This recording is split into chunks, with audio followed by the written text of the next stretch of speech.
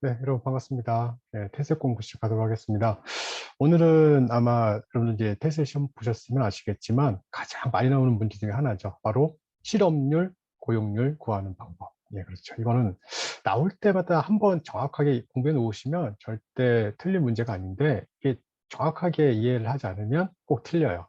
그래서 오늘은 조금 아마 이전에도 이 실업률 관련된 이제 관련한 게 있는데 그거보다 좀 더 정교하게 딱 문제 나오는 그 문항, 그렇죠? 그 사례 문항들을 중심으로 해서 정확하게 정의를 내려드리도록 하겠습니다. 그래서 오늘 여러분들 잘 들으시면 아마 실업률, 그리고 고용률, 경제활동 참가율, 뭐 이거는 100% 맞출 수 있으리라고 생각을 합니다. 왜냐하면 이제 뒤에 혹시 길면 두 개로 나누겠지만 웬만하면 하나로 묶을 텐데 한 5문제 정도. 네. 그 사례, 그렇죠? 과거 이제 나왔던 기출문제 중심으로 해서 한번 진행해 보도록 하겠습니다. 자, 그러면 어떤 문제인지 한번 보도록 하겠습니다. 자, 2022년 1월 26일 날 이 문제고 실업률 고용률 58에 나왔던 문제예요. 근데 이 문제는 굉장히 쉬워요. 굉장히 쉬웠다는 얘기는 뭐냐면 뭐 별거 생각할 게 없어. 진짜 어려운 문제는 가족 불러내요. 가족. 뭐 인순의 아버지는, 영진이네 아버지는 뭐 지금 다니고 있고, 엄마는 퇴직했고, 누나는 뭐 결혼했고, 막 형은 군대 갔고 막 이래서 막 복잡하게 만드는데, 이 문제 같은 경우에 여러분 이제 보시면 생산 가능 인구, 비경제 활동 인구, 취업자, 실업자 얘기하는데, 우선 제가 정의를 한번 내려볼게요. 자, 일을 한다. 그럼 일을 한다는 것은 누가 합니까? 그렇죠. 당연히 사람이 하겠죠. 사람이. 그러니까 일을 하려면 누가 해야 된다? 네. 한마디로 사람이 일을 할 거예요. 사람이. 그런데 자, 지금 뭐 5천 명, 5천만 명이 중요한 게 아니라 그 사람 중에서 그러면 사람은 다 일을 합니까?는 아니죠. 누가 일할 수 있죠? 적어도 좀 힘을 써야 될 거 아니에요. 1살, 2살, 3살? 아, 애들은 가라. 그렇죠? 그래서 어디까지 빼주는데요? 14세까지는 빼요. 그러니까 이제 문제 나오는 것 중에 인수는 꼭 중학교 1학년이에요. 그러면 얘는 아예 그냥 이렇게 일할 수 있는 사람이 아니죠. 그래서 생산 가능 인구, 그래서 생산 가능 인구는 일할 수 있는 나이는 언제부터인데요. 보통 15세 이상, 그래서 15세 이상부터 이제 하는데 지금 64세는 안 보셔도 돼요. 어차피 자연스럽게 알게 돼요. 64세까지인지는. 그러면 15세 이상이라고 나와요. 대부분 통계 자료에서 뭐 생산 가능 인구는 15세 이상이다. 그런데 거기 여러분들 제가 제외라고 하나 써놨죠. 제외. 뭘 제외할 건데요. 생산 가능 인구에서 아예 그냥 제외하고 가는 사람들이 있어요. 누구냐면 첫 번째가 군인. 군인은 나이는 막 21살, 22살, 23살 생산 가능 인구인데 일을 못 하잖아요. 그러니까 그러면 군대는요. 그러니까 군대는 약간 특수한 형태죠. 내가 원해서 가는 그런 것도 있지만 대부분 이제 우리나라는 징병제니까. 그래서 군인 빠지고 해서 뭐 군인 중에서도 육군, 공군, 해군, 해병대, 전투경찰, 뭐 의무경찰 다 포함되는 거예요. 그리고 두 번째가 이제 군인 반쯤 이제 군대 그렇죠. 이렇게 그 대신 가는 뭐 공익근무요원도 다 빠져요. 그리고 이제 여기서 중요한 게 있죠. 그 교도소에 계신 분들, 보통 뭐라고 표현하게 되냐면 형이 확정된 교도소 수감자. 그래서 형이 확정된 교도소 수감자. 그래서 수감자 빠지고 아예 그냥 그래서 빼버린다는 얘기죠. 근데 여기서 이제 여러분들 또 문제 나오는 게 있어요. 직업군인. 요거 걸리면 틀리는 거죠. 직업군인은 일을 하는 사람이잖아요. 그러니까 여기서 말하는 군인은 의무적으로 가야 되는 징병제 하에서 우리나라 이 젊은 친구들, 이제 그 친구들을 빼는 거고, 직업 군인은 취업자예요. 그래서 취업자. 자, 그래서 생산 가능 인구는 그래서 15세 이상, 그래서 64세 미만까지 하고 64세까지 포함되는 거예요. 그다음에 65세 넘어가면 이제 저기 이제 뒤에서 이제 비경제 활동 인구에 나와요. 자, 그러면 생산 가능 인구를 이제 잡았어요. 14세까지 빠지고 60에서 65세 빠지고 15세에서 64세까지. 그럼 그런 사람들을 모아서 뭐라 그러냐면 경제 활동 인구라고 하죠. 경제 활동 인구. 이제 일할 수 있는 사람들. 경제 활동 인구인데 경제 활동 인구를 두 가지로 나눠요. 어떻게 나누냐면 경제 활동 인구와 비경제 활동 인구. 그러니까 생산 가능 인구가 두 파트인 거죠.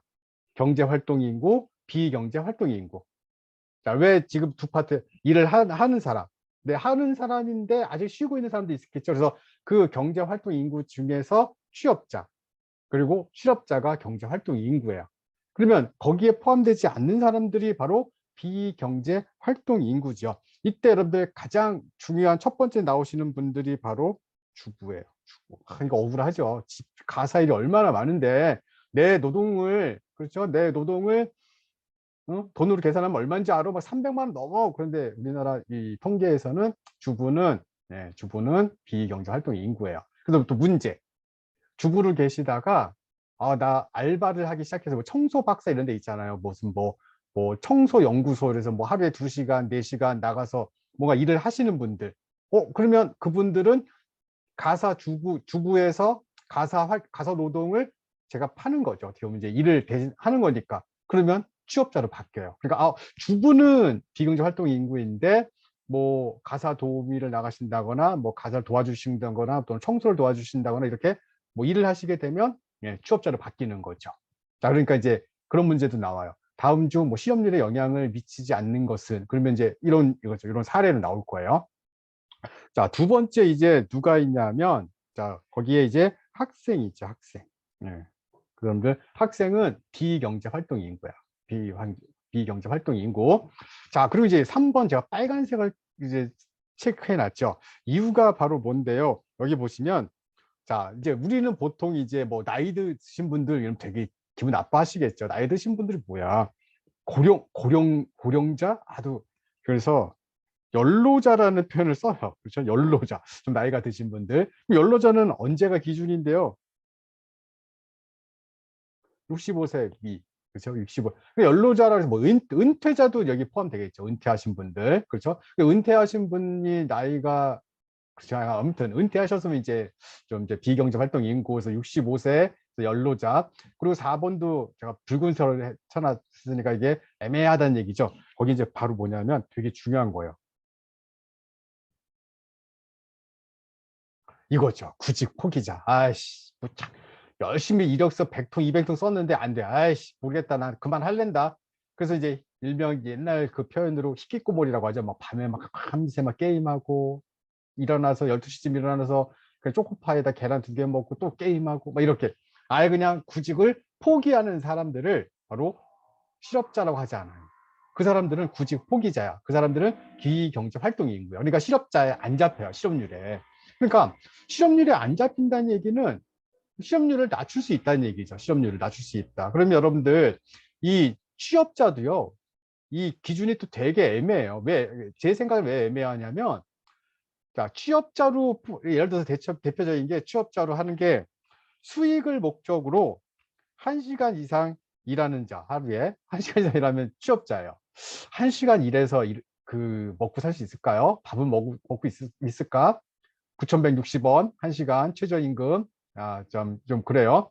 두 번째, 취업자 중에 왜 집에서 같이 이렇게 도와주는 친구들 있죠. 아버지, 어머니가 굉장히, 그렇죠, 악독하셔갖고 막 하루에 막 20시간씩, 자, 집에서 18시간 이상 그렇죠, 일주일에 18시간 이상 무급 가족 봉사자, 무급 가족 봉사자, 이 표현이 있죠. 무급으로 가족 하는 그 가게에서 봉사해 주는 사람, 주 18시간 이상이면 취업자예요. 취업자. 세 번째, 일시 일시 그게 있어요. 일시적으로 이제, 그러니까 임시 취득자, 그렇죠? 임시. 잠시 이제 일하는 알바생들도 있을 거 아니에요. 그러니까 다 잡는다는 얘기예요. 다 취업자로. 그래서 취업자의 그 범위가 굉장히 넓고, 그렇죠? 굉장히 넓다 보니까 취업률이 이제 좀 가끔 그런 얘기 나오죠. 진짜 이게 실업률이 맞아? 그렇죠? 이거보다 훨씬 높은 것 같은데 왜 이렇게 적게 나오지? 기준이 다르다는 얘기죠. 기준이. 자, 여러분들이 꼭 기억하실 것. 자, 생산 가능 인구 15세 이상 64세까지. 그다음에 군인, 그다음에 뭐 수감자들은 아예 거기서부터 제외한다. 그다음에 경제 활동 인구는, 자, 이 생산 가능 인구는 두 가지 나눠지는데 경제 활동 인구와 비경제 활동 인구. 자, 경제 활동 인구는 취업자, 실업자, 비경제 활동 인구는 주부, 학생, 연로자, 그다음에 구직 포기자. 자, 이렇게 여러분들이 머릿속에 딱 가지고 계시면 우선 어떤 문제가, 이 문제는 굉장히 쉬워요. 왜 쉽냐면 자, A국의 생산 가능 인구는 5천만 명이다. 비경제활동 인구가 2천만 명이래. 그럼 그렇죠, 여러분들. 경제활동 인구는 3천만 명이네요. 3천만 명 중에서 취업자가 2,400만 명이니까 실업자는 600만. 그렇죠, 600만. 그러면 여기서 여러분들 이 실업률 구할 때하고 고용률 구할 때가 달라요. 실업률은 그 경제활동 인구, 취업자, 실업자 요 합한 게 3천만 명이죠. 요게 분모예요. 그리고 실업자가 분자예요. 그러니까 3천만 분의 600만이 될 거고요. 고용률은요. 고용률은 여러분들 그 비경제활동 인구를 합쳐요. 그러니까 생산 가능 인구로 나눠주겠죠. 뭐를? 취업자를 생산 가능 인구, 즉 경제활동 인구와 비경제활동 인구를 합한 숫자로 취업자를 나눠주는 게 고용률이에요. 그럼 여러분들이 계산 딱 해보시면 알겠지만 실업률은 20%, 고용률은 아마 48% 정도가 될 거예요. 자, 실업률은 어떻게 구했나요? 3천만 분의 600. 고용률은 어떻게 구했나요? 2,400을 얼마로 나눠야 되죠? 그렇죠. 5천. 그렇죠? 나눠주게 되면 48%, 20%. 답은 3번 이렇게 여러분들이 선택을 할 수가 있겠죠.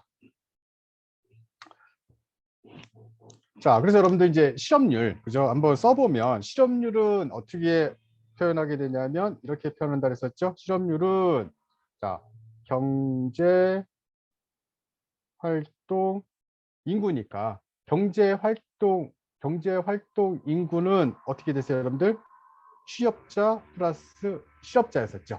그렇죠? 그리고 위에다가 실업자를 나눠주게 되면 실업률이 나오고요. 고용률은요, 바로 생산 가능 인구. 생산 가능 인구는 우리가 여러분들 경제 활동 인구하고 플러스 비경제 활동 인구를 뭘로 나눠준다? 바로 취업자를 나눠주겠죠. 이게 고용률이야. 그러니까 이제 이 명확하죠. 그렇죠. 명확한데 분모, 그죠? 분모. 실업률은 경제활동 인구, 고용률은 생산 가능 인구. 그럼 가끔 이제 그런 문제도 나와요. 그러면 경제활동 참가율은 어떻게 되는데요? 경제활동 참가율은 경제활동을 하고 있는 사람도 있을 거 아니에요. 경제활동 하고 있다는 사람들. 그렇죠? 그래서 경제활동 인구는 그 경제활동 인구 플러스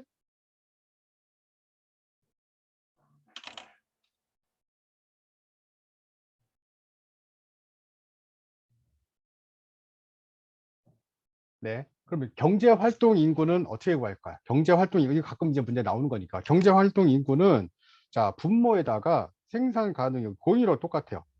생산 가능 인구. 그런데 고용률에서는 취업자 나눠줬죠? 경제활동 인구를 누굴 나눠줄까요? 경제활동 인구. 경제활동 인구는 바로 거기에 취업자하고 실업자를 합친 거죠. 그래서 여러분들 여기에 취업자하고 플러스 실업자를 합쳐주시면 이게 바로 경제활동 참가율이다. 이렇게 정의를 할 수가